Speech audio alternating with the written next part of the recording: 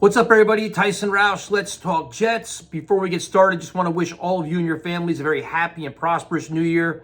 Thank you for all the support this year. As a content creator, man, this has been rough. I mean, the Gase year, the tank year was rough.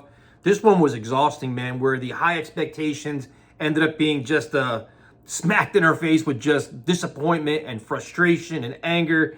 Even the show I do with Ian, I appreciate you guys checking it out and leaving us feedback and comments.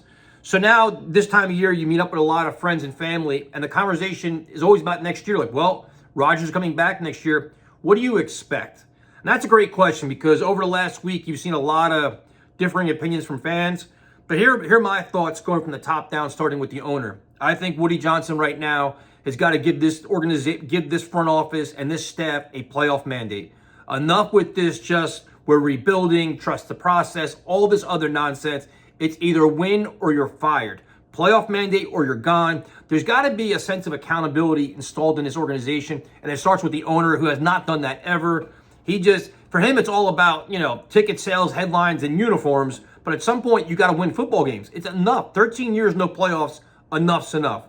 Second thing is, Woody Johnson's got to spend money, man. When you go out and raise ticket prices halfway through the season, you ask for the money in advance, you cannot be frugal as an owner. Now, I know he put money up for Aaron Rodgers, but there's also rumblings he didn't want to pay for a backup quarterback, which is ridiculous. So this is literally an all-in win-now year. Spend the money. If you're going to walk around with this chain on your neck, acting like you're, Mr., Big Shot and the talk of New York, you got to back it up with money. So that's what the owner, the general manager, I'm not high on Joe Douglas right now. I think a lot of things he did this offseason and season were fireable offenses, but they're going to run it back with him. So now it's about lessons learned. First lesson is getting a legitimate backup quarterback. You missed out on Minshew and Brissett and Winston and Tannehill. Well, not Tannehill, but Dalton and all these other guys. This year you have to have that. This Zach Wilson has to be traded. I don't care about cap hits. Zach has to go. He needs to be off this roster. You need to move on. You need to cut ties. The same way the 49ers do with Trey Lance. Get rid of your golden child here. Get him out of here. Get a real backup quarterback in here and move on. Secondly, get in offensive linemen. The one thing with Joe Douglas, they make all the headlines, well, the Jets were interested, the Jets were closed, the Jets were this, the Jets were that. Get the deals done. Like, I know Aaron Rodgers is a great recruiter. They didn't get Calais Campbell. They didn't get Beckham. They didn't get Orlando Brown.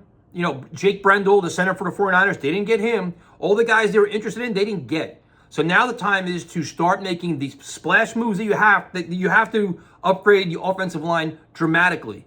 You need at least, I'd say, 3 starters, could be 4. I mean, you have AVT you're kind of count on. He's been injury-riddled the last 2 years.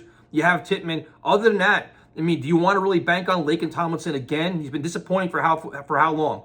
So Joe Douglas has to commit to backup quarterback, upgrading the offensive line, and adding playmakers on offense. Like, if this whole draft and free agency class is all about the offense, I wouldn't even care. Because if you need, after the O-line, you need another running back behind Breece Hall.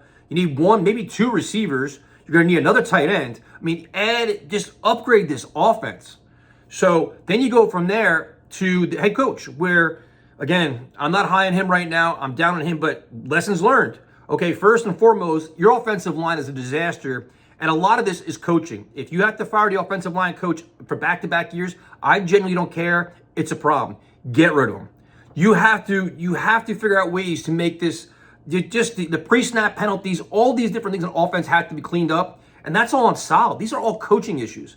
So you can do all your self-scouting. You can look inwards, do all these things. You've got to clean up all these mistakes if you want to have success in 2024. Seriously. Again, Aaron Rodgers is going to have a lot of say in this, but you have to clean up, penalties. And the other thing, too, is they got to figure out as an organization, what the hell is with all these injuries on the offensive line?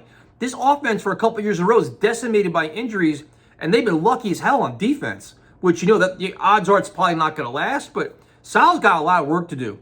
Game management, time management. The other thing, too, is he's got to do a better job of not being so, I guess he's really a player's coach, but I think being more stern with his players. It seems like they have way too much flexibility, way too much freedom. And it took Aaron Rodgers coming back to kind of reel everybody in when they were facing some adversity. The other thing, too, as an organization is they've got to stop justifying excuses and justifying losses.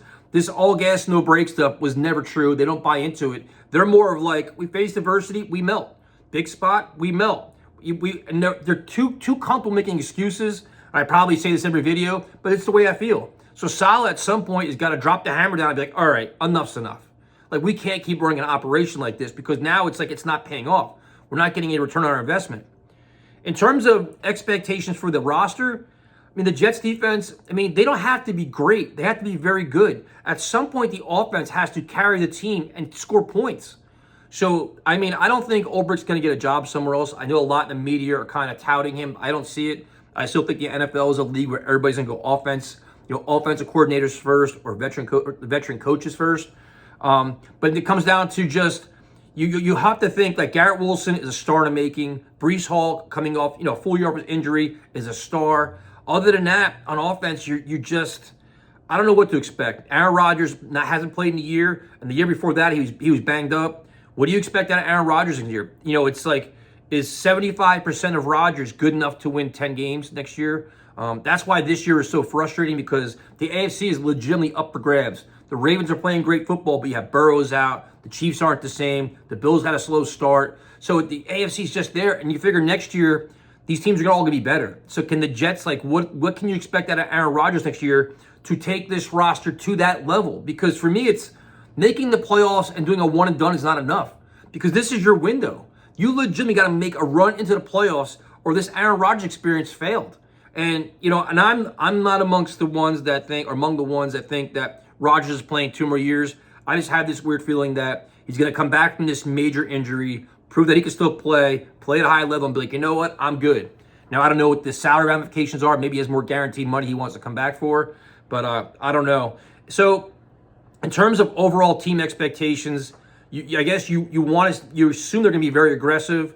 What that means, I don't know, because I don't know. They could be as aggressive as they want, but will players want to come here where you have a coach and GM on the hot seat? You have, Rodgers may only be here one year. Is there stability? Is there continuity? There's no winning. So I think they're going to try to be aggressive. They're going to talk all the talk. They're going to try to sell even more tickets. They're going to change the logo in the uniform, go back to the old school thing. They're going to try to rally the support of the fans. But I think right now my expectation is I'm more in the lane of, you know what, you just got to show me now. Like, I don't care about all your slogans. I don't care about your cliches. I don't care about all like your one Jets drive and all these videos. It means nothing to me. I bought in this year. Next year, it's like, all right, I'll wait till week 1 to prove it to me. I want to see what you guys bring to the table in week 1.